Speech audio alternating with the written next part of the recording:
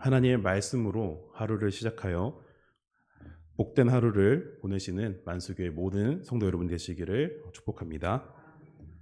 오늘 말씀의 제목은요, 나를 만족하게 하는 것입니다.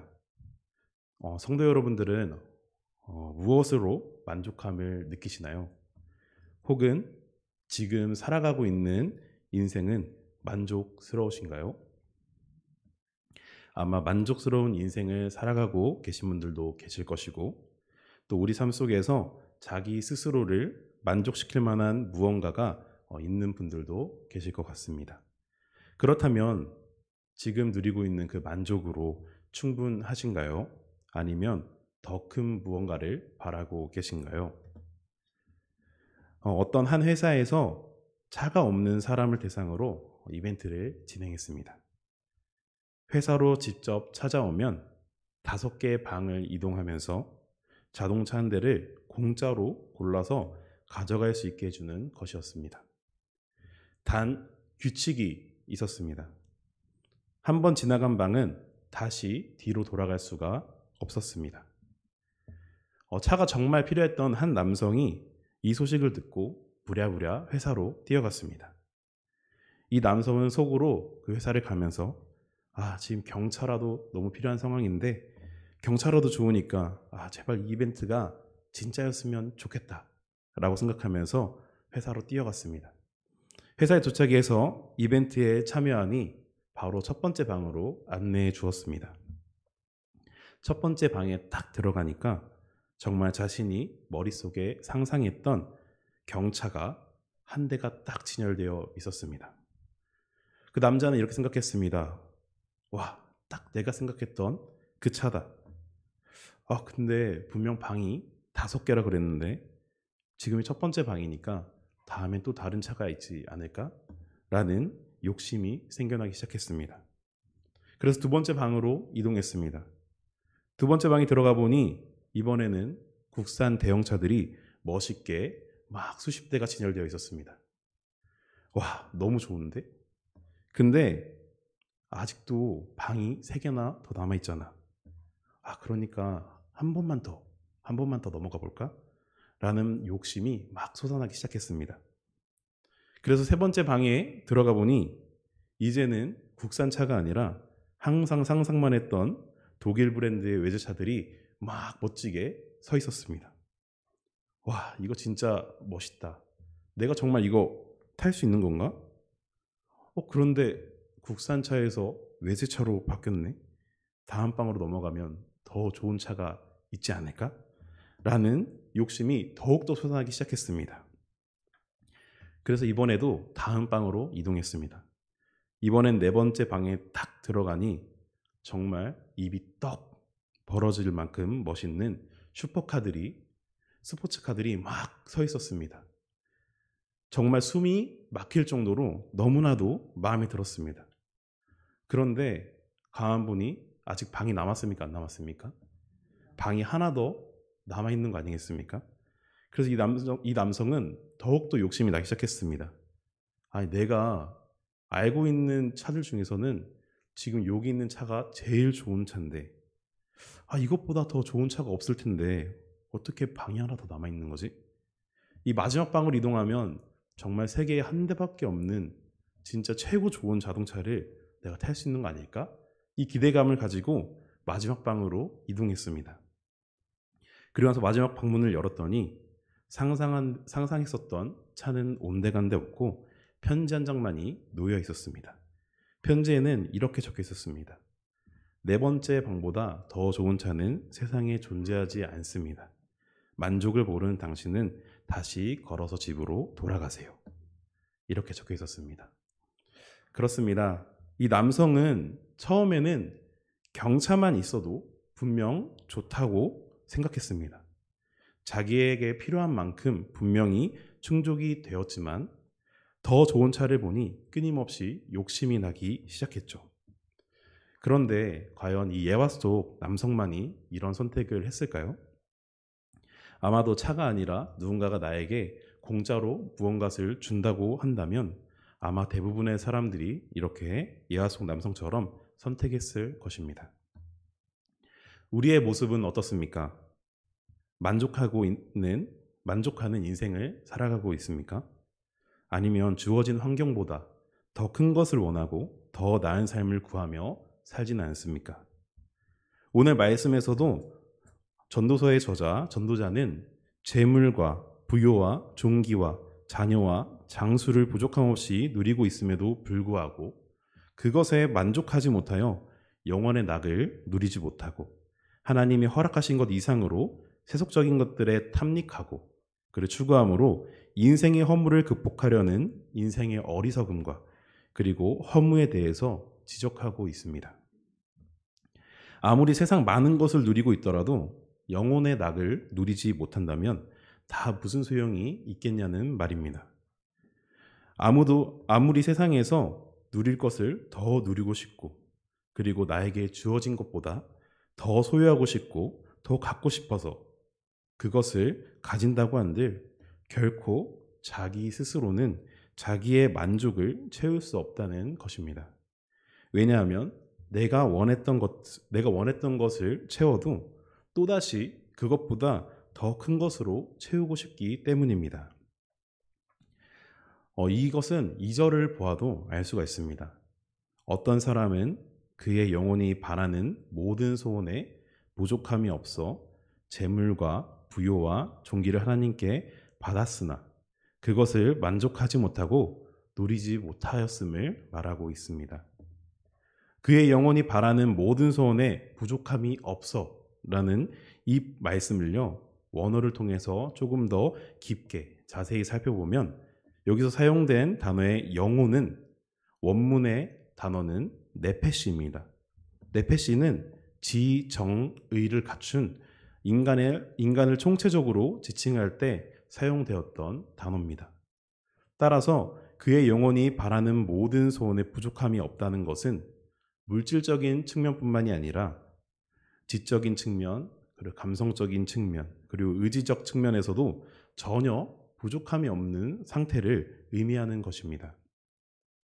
아니, 그러면 이토록 부족함이 없는데도 왜 만족하지 못하는 것일까요? 첫 번째는 내가 누리고 있는 것들, 그리고 내가 소유하고 있는 것들, 그리고 내게 주어진 것들이 다 내가 열심히 해서, 내가 잘해서, 내가 노력해서 누리고 있는 것이라고 여기기 때문입니다. 그러나 7절 말씀을 보면 사람의 수고는 다 자기 입을 위함이나 그 식욕은 채울 수 없다고 말하고 있습니다. 즉, 이 말씀은 인간의 식욕은 정말로 끝이 없기 때문에 식욕을 만족시키는 것은 불가능하다는 사실을 말함으로써 인간의 노력만으로는 인간의 욕구를 도무지 만족시킬 수 없다는 사실을 전해주고 있는 것입니다. 다시 말해서 전도자는 인생의 노력이 식욕 하나조차도 만족시키지 못한다는 사실을 들어서 인간이 자신의 노력만으로는 식욕은 물론 식욕 외에도 다른 욕구들까지도 결코 만족을 누릴 수 없음을 말하고 있습니다. 그렇다면 이토록 허무한 것과 우리에게 필요한 이 만족감은 어떻게 채울 수가 있을까요? 이러한 인생의 허무는 자기 자신의 노력을 더하는 것이 아니라 하나님 앞에서 자족할 때 그 만족이 채워집니다. 자신의 노력으로는 수많은 욕구 중에 고작 식욕조차도 채워내지 못했는데 자족하는 삶은 만족을 채우고도 넘치는 삶을 살 수 있는 방법입니다. 내가 누리고 이룬 것이 하나님으로부터 온 것이고 하나님으로부터 찾은 것이라고 인정하지 않는다면 그 결과는 당연히 허무함으로 끝을 맺을 수밖에 없습니다.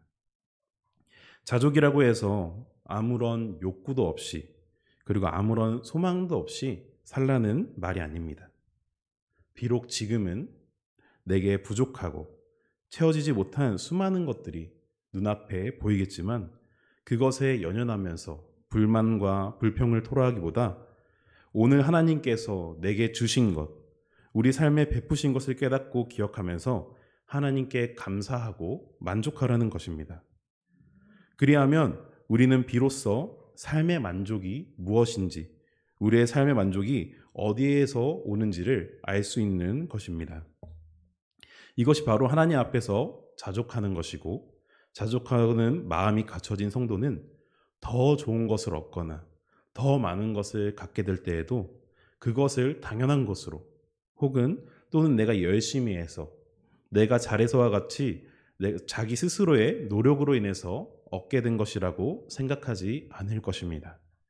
이미 하나님 앞에서 자족하고 이미 채워짐을 경험했기 때문에 내가 얻고 그리고 누리고 있는 것들이 하나님께서 주시는 넘치도록 충만한 축복으로 받아들이게 된다는 것이죠.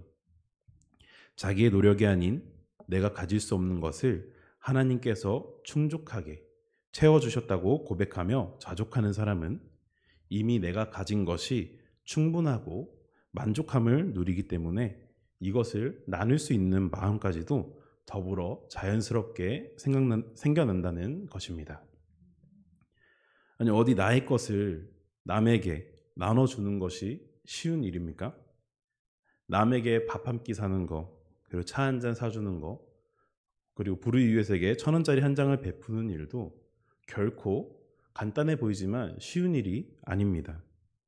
내 마음이 넉넉해야, 그리고 하나님 앞에서 자족하고 풍족함을 느껴야만 할 수 있는 행위입니다. 가진 것이 없다고 생각하고 늘 부족하다고 생각하는데 어떻게 남에게 나눌 수가 있겠습니까? 성도 여러분, 이처럼 우리가 하나님 앞에서 자족하는 삶을 배우고 그러한 삶을 살아간다면 우리의 삶에 놀라운 변화가 일어날 것입니다. 자족하는 삶은 늘 하나님의 은혜를 누리며 사는 삶과 같습니다. 왜냐하면 오늘 하루하루 누리고 있는 것들이, 그리고 내게 풍족하고 흘러 넘친다고 생각되는 것들이 하나님으로부터 온다는 것을 알고 느끼고 그리고 누리기 때문입니다.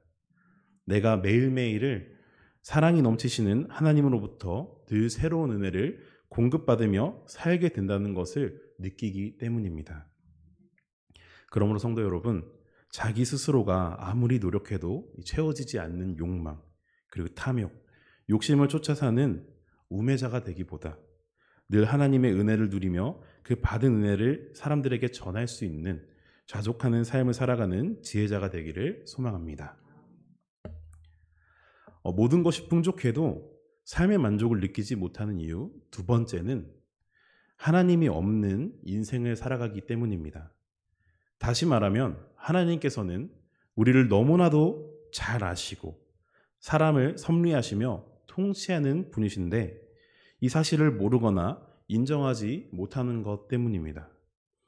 하나님이 없는 인생은 우리가 살아가는 이 세상의 모든 것이 완벽하게 채워지고 또 풍족할지라도 공허하고 허무하고 만족함을 느낄 수가 없는 것입니다.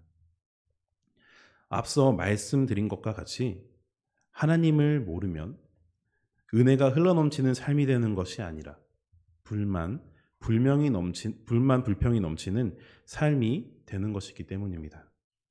하나님께서는 각 사람을 다 섭리하시고 각 사람에 대해서도 너무나도 잘 아시기 때문에 정말 각 사람에게 필요한 만큼 딱 주십니다.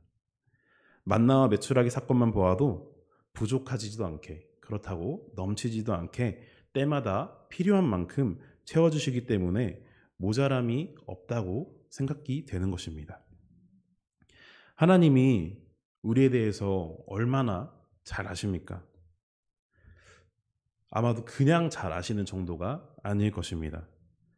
이 사람에 대해서 얼마나 잘 알고 계시는지 10절 말씀에도 기록이 되어 있습니다. 10절에 사람이 무엇인지도 이미 안바 되었나니라고 기록이 되어 있는데요. 이 말씀도 원어로 살펴보면 더욱더 깊게 이해할 수가 있습니다. 사람에 해당하는 원어는 바로 여기서 아담이라는 단어입니다. 성도 여러분께서도 아마 아담이라는 이 단어에 대해서는 잘 아실 거라고 생각합니다. 여기서 아담은요, 하나님께서 친히 흙으로 지으신 인류의 시조의 첫사람의 이름입니다. 여기서 아담이라는 단어가 사용된 것은 사람이 본질적으로 흙으로 만들어진 연약한 존재임을 나타내기 위함인데요. 이미 안바되었나니와 함께 사용함으로써 절대 주권자이신 하나님께서 사람을 지으셨으므로 확실하게 아신다는 것. 그렇기 때문에 사람을 섭리하고 통치하신다는 의미를 지닌 것입니다. 그렇습니다. 우리가 아담처럼 인생의 시작이 분명 흙으로 시작된 것은 아닙니다. 하지만 우리가 이 세상에 태어나 살아가기까지 하나님의 계획과 그 섭리 안에서 우리가 창조되었고 존재하는 것이기 때문에 하나님께서는 누구보다도 우리를 잘 아시고 우리가 필요로 하는 것도 잘 아신다는 것입니다. 그런데 우리가 자족하지 못하고 내가 가진 것이 모자르고 더욱 많은 것을 원하고 욕심과 탐욕을 느끼는 순간 어떤 마음을 품게 됩니까? 10절 말씀 후반절과 같이 자기보다 강한 자와 이기지도 못할 다툼을 하려 한다는 것입니다. 왜 나에게 이렇게 부족하게 주는 것인가? 하나님은 나의 상황을 이렇게 모르는가? 이런 마음을 품어 하나님과 다투려고 합니다. 11절에서도 헛된 것을 더하게 하는 많은 일들이 있고 그것이 무슨 유익이 있냐고 말하는 것처럼 이런 헛된 마음은 스스로에게 유익이 될 것이 하나도 없다는 것입니다. 하나님의 섭리에 대하여 순복하지 않고 불평하며 논쟁하려는 불신앙적 태도는 아무 소용이 없습니다. 이러한 태도에서 돌아오는 것은요, 삶의 풍족함이 아니라 삶의 염려, 실망, 불만족스러움, 그리고 이해할 수 없는 하나님의 섭리와 같이 허무한 것들만 인생에 더하게 되는 것입니다. 그렇다면 어떻게 해야 합니까? 주어진 삶의 현장에서 충성하고 하나님께 순종하는 것입니다. 풍족할 때에도 그리고 부족할 때에도 모든 상황 속에서 하나님을 발견하고 하나님을 찾아야만 영혼의 낙을 누릴 수가 있는 것입니다. 12절의 말씀을 보면 전도자는 일평생을 그림자같이 보낸다고 말하고 있습니다. 그림자가 무엇입니까? 우리 바로 발밑에 따라다니는 그림자입니다. 그런데 그림자를 정의하라고 하면 사실 조금 어렵습니다. 그래서 그림자에 대해서 국어사전에 쳐봤습니다. 국어사전에는 그림자를 이렇게 정의합니다. 물체가 빛을 가려서 그 물체의 뒷면이 드러워지는 검은 그늘이라고 설명합니다. 이 말은요, 날이 밝던 날이 어둡던 그림자가 있으려면 빛이 있어야 한다는 것입니다. 우리는 허무하고 그림자 같은 일평생을 보내지만 이마저도 우리의 빛 되시는 하나님이 계시지 않는다면 그나마 그 허무한 일평생마저도 존재하지 않고 의미가 없다라는 것입니다. 그러나 우리의 삶 속에서 하나님을 발견하고 또 하나님께서 함께 하시는 그 인생을 살아간다면 그림자 같고 허무하고 이런 그림자 같은 나의 삶 속에서 존재의 가치를 찾게 되고 또 참된 인생의 낙, 영혼의 낙을 누리며 일평생을 하나님의 은혜로 나의 마음을 충족하고 그리고 풍족하게 되는 복된 인생을 살아가게 될 것입니다. 말씀을 정리하겠습니다. 성도 여러분, 여러분들은 무엇으로 만족하며 살아가고 계십니까? 그림자와 같은 덧없는 인생 속에서 나의 허무한 만족을 위하여 발버둥 치고 계시진 않습니까? 아니면 하나님으로부터 오는 참된 영혼의 낙을 누리기 위해서 발버둥 치고 계십니까? 단 하루를 살아가더라도 우리의 빛이 되시고 그리고 참 주인 되시는 하나님을 내 삶 속에서 발견하고 하나님을 위해서 살아간다면 오늘 말씀에서 전도자가 말했던 우리의 그림자 같았던 허무한 삶 속에서 벗어나 하나님께 영광이 되는 삶을 살아갈지라 믿습니다. 오늘 6절의 말씀처럼 천년의 갑절을 산다고 할지라도 행복을 보지 못한다면 우리의 삶에 무슨 의미가 있겠습니까? 우리의 인생의 모든 의미는 하나님을 통해서만 찾을 수 있습니다. 하나님 앞에서 자족하는 삶의 모습과 우리의 인생 가운데 함께 하시는 하나님을 발견하셔서 하루하루 그리고 매일매일 주님의 은혜를 누리며 만족함을 누리는 복된 인생을 살아가는 만수교회 모든 성도 여러분이 되시기를 축복합니다. 기도하겠습니다. 거룩하시고 사랑이 많으신 하나님, 우리의 필요를 아시고 늘 우리에게 풍족한 만족을 주심에 감사드립니다. 우리가 세상을 살아가는 데 있어서 어디에 중심을 두고 있습니까? 주님, 우리의 모든 시선을 주님께로 드리고 오직 주님 한 분만으로도 만족하는 믿음을 허락하셔서 우리가 그림자같이 보내는 이 일평생을 허무함으로 보내지 않고 주님의 은혜와 축복을 충만히 누리며 살아가는 인생 되게 하여 주시옵소서. 그리고 더 나아가 우리가 주님의 은혜와 축복만을 누리는 삶을 사는 것이 아니라 하나님께 영광이 되는 삶을 살게 하셔 하나님의 기쁨이 되고 감사로 올려드리는 참된 주님의 제자가 되는 삶을 살게 하여 주시옵소서. 세상 모든 부귀영화를 천년의 갑절 동안 누리는 것보다 주님을 위해 살아가는 하루가 더욱 참된 인생이오니 늘 주님을 구하며 모든 삶 속에서 주님을 발견하여 영혼의 낙을 누리는 저희가 되게 하여 주시옵소서. 늘 우리에게 좋은 것을 주시기 원하시며 때마다 채워주심으로 주님의 은혜를 맛보게 하심에 감사드리오며 예수님의 이름으로 기도드립니다. 아멘.